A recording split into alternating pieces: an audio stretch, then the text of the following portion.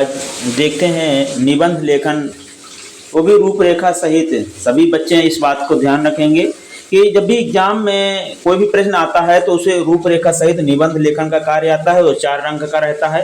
कक्षा 9 से कक्षा 12 तक सभी बच्चों को इसकी रूपरेखा निर्माण सहित इस अच्छे प्रकार से हम 4 में 4 अंक कैसे प्राप्त कर लें, इसको सीखते हैं। जिस प्रकार आइए देखते हैं कि विज्ञान के संबंध में अपन वंडर ऑफ साइंस का निबंध याद करते हैं, और विज्ञान के बढ़ते चरण भी आ सकता है। विज्ञान के चमत्कार, वैज्ञानिक युग, विज्ञान का महत्व, ये जब भी कक्षा 9 और 10 में अध्ययन कर रहे होते हैं तो इंग्लिश में भी आता है और हिंदी में आता है। तो हिंदी में किस प्रकार आप रूपरेखा सहित और उसका लेखन कार्य सीखेंगे और किस प्रकार अपन प्रेजेंटेशन कॉपी में अच्छे तरीके से करेंगे कि हमें पूरे में पूरे अंक प्राप्त हो जाएं।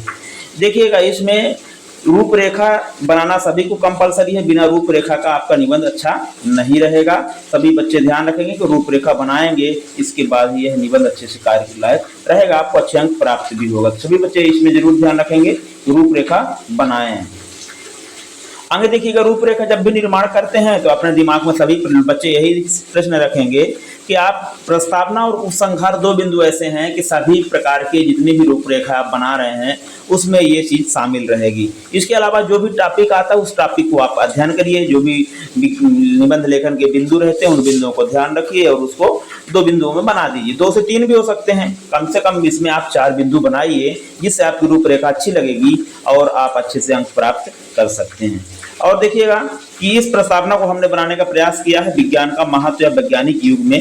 रूपरेखा सबसे पहले एक डब्बे में अच्छे से बना के रख दीजिए, जिसे जांचने वाला जब भी एग्जामिनर होता है वह जांच करके अच्छे से पहले ही समझ जाता है कि बच्चे ने किस प्रकार रूपरेखा बनाई है और किस प्रकार उसने अभिव्यक्ति की है। देखिएगा, पहले हमने प्रस्तावना लिखा है, फिर विज्ञान से क्या आशय है, विज्ञान की क्या देने हैं, विज्ञान का योगदान क्या है और उपसंहार लास्ट में लिखने का प्रयास किया है। आप लोग भी लिख सकते हैं। इन चारों बिंदुओं को जरूर याद रखिएगा। इस प्रकार 4 बिंदु, मैं 5 बिंदु बना दिया हूं, कम से कम आपको 4 बनाना ही बनाना है। 5 बना देंगे तो बहुत अच्छा रहेगा। इसके पश्चात देखिएगा, वर्तमान युग हमने प्रस्तावना में लिखना जब भी प्रारंभ करें तो उसकी सिनॉप्सिस बनाएं, किस प्रकार आप प्रेजेंट करना चालू करना चाहते हैं। जब भी प्रारंभ करें तो अच्छे से बना के लिखें। वर्तमान युग वैज्ञानिक युग है। विज्ञान के ऐसे कई चमत्कार किए हैं विज्ञान ने, जिससे मनुष्य के सारे का कार्य आसान हो गए हैं, जिससे मनुष्य आसानी से सभी काम को करने लगा है। वैज्ञानिक युगों के माध्यम से बड़ी बड़ी मशीनरें और बड़ी बड़ी उद्योग धंधे स्थापित होने के कारण बहुत से कार्य आसान हो गए हैं, जो आपको आधुनिक युग के परिप्रेक्ष्य में आप देख सकते हैं। फिर इसके बाद हमने बनाया था विज्ञान से आशय। सबसे पहले बताना है आशय क्या होता है। किसी भी विषय के क्रमबद्ध ज्ञान को विज्ञान कहते हैं। ये विज्ञान के बारे में बताना है कि जब व्यवस्थित अध्ययन होगा वही विज्ञान कहलाएगा। फिर विज्ञान की देने, आज जो वैज्ञानिक युग है वर्तमान में, यह इस युग ने सुई से लेकर हवाई जहाज तक तथा समुद्र की गहराइयों से लेकर हम अंतरिक्ष तक के और दूसरे ग्रहों में जा जाकर के बहुत सारे नए नए खोज कर रहे हैं। ये विज्ञान की ही देन है। इस प्रकार लिखेंगे। और विज्ञान का योगदान बताने के लिए हम क्या करेंगे, आज आधुनिक युग में विज्ञान का बहुत सभी दिशाओं में योगदान है या निम्नलिखित विषय क्षेत्र में योगदान, इस प्रकार बनाकर ये चित्रात्मक रूप से प्रस्तुत कर देंगे। इसे प्रस्तुत करने से क्या होगा कि आपको शिक्षा के क्षेत्र में, वर्तमान में कंप्यूटर के क्षेत्र में कंप्यूटर का महत्व बहुत अधिक है। चाहे आपको पढ़ाई के क्षेत्र में हो, पढ़ाई के अलावा आप मतलब शिक्षा के अलावा भी आप इसमें शिक्षित होकर के अच्छे से पदों में आसीन हो सकते हैं। कंप्यूटर का क्षेत्र में बहुत आगे बढ़ रहा है। चिकित्सा के क्षेत्र में बड़े बड़े, चाहे आपका रेडियोथेरेपी हो या कि सोनोग्राफी हो, बहुत सारे क्षेत्र ऐसे हैं चिकित्सा क्षेत्र में, चाहे ऑपरेशन हो रोबोट के माध्यम से भी हो रहे हैं। सैन्य के क्षेत्र में आज युद्ध के मैदान में केवल योद्धा ही नहीं, बड़ी बड़ी मशीनरियों का उपयोग करके आप सैन्य के क्षेत्र में भी विज्ञान का उपयोग देख रहे हैं। इसके पश्चात इसका जब उपसंहार लिखेंगे तो निष्कर्ष लिखेंगे कि निष्कर्ष यह कहा जा सकता है कि विज्ञान का बहुत अधिक महत्व है।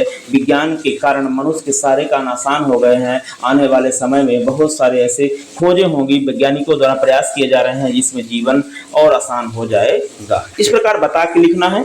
फिर दूसरा मैंने बनाया था पर्यावरण प्रदूषण के कारण और उसको दूर करने के उपाय। कभी कभी स्पष्ट रूप से लिख देता है पर्यावरण संरक्षण या पर्यावरणीय संकट। इन बिंदुओं में से कोई भी एक आता है तो पहले तो स्वाभाविक अच्छा दो हमारा वृक्ष धरा के आभूषण है, करते दूर प्रदूषण है। इस प्रकार पेड़ लगाओ, पेड़ बचाओ, जीवन में खुशहाली लाओ। तो रूपरेखा बनाने से पहले सबसे पहले प्रस्तावना बनाएंगे। प्रदूषण से क्या तात्पर्य है, प्रदूषण के प्रकार, प्रदूषण के क्या कारण हैं, प्रदूषण को दूर करने के उपाय और उपसंहार। इस प्रकार जब बनाएंगे और इसमें सभी लिखेंगे प्रस्तावना में कि आधुनिक युग में वैज्ञानिक दौर में लगातार अंधाधुंध हो रही संसाधनों का दुरुपयोग उपयोग जो भी आप अच्छे से व्यक्त करना जब चाहेंगे तो उनको बताते हुए आप बताएंगे कि जब मानव को हानियां पहुंचने लगती हैं इनके उपयोग से तो वही दूषण हो जाते हैं, वही प्रदूषण कहलाता है। इसके प्रकार लिखिए जिसमें हमने बनाने का प्रयास किया था कि आप देखिए इसमें प्रदूषण के प्रकार जो बनाना है इस प्रकार भी आप बना सकते हैं। वायु प्रदूषण, जल प्रदूषण, ध्वनि प्रदूषण और मृदा प्रदूषण।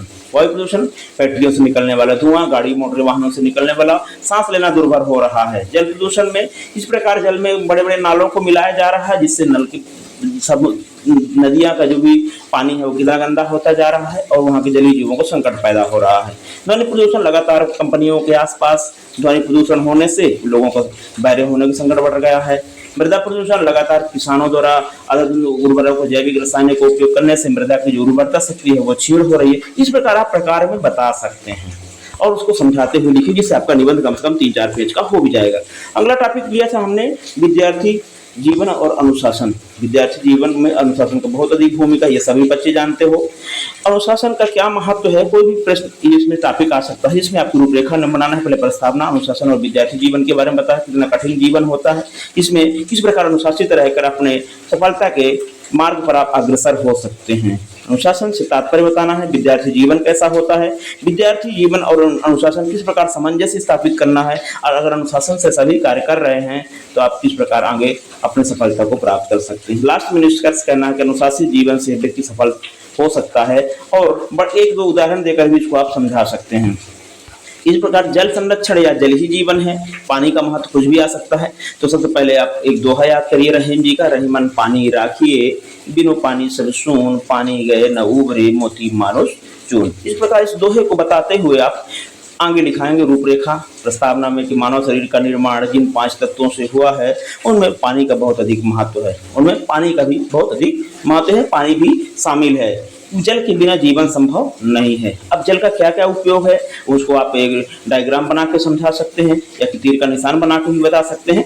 जल के स्रोत क्या है, जिस प्रकार हमें मानव पीने योग्य पानी या मानव उपयोग के लिए कहाँ कहाँ से जलों को प्राप्त कर सकते हैं और जल संकट क्या है। कहते हैं कि तीसरा विश्व युद्ध जल के लिए होगा और जल पानी का संरक्षण अपन किस प्रकार करें क्योंकि वाटर हार्वेस्टिंग को सरकार बढ़ावा दे रही है। इस प्रकार आप उदाहरण देकर इसको समझाना है। लास्ट में आप फिर बताएंगे कि अर्थात जल ही जीवन है और अपना निबंध पूर्ण करेंगे।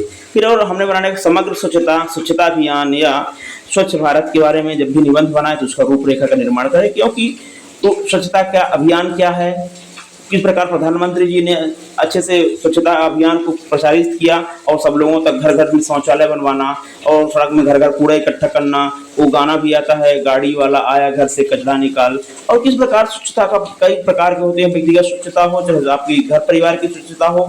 इस प्रकार स्वच्छता के प्रकार बताते हुए उनके लास्ट में निष्कर्ष लिखना है।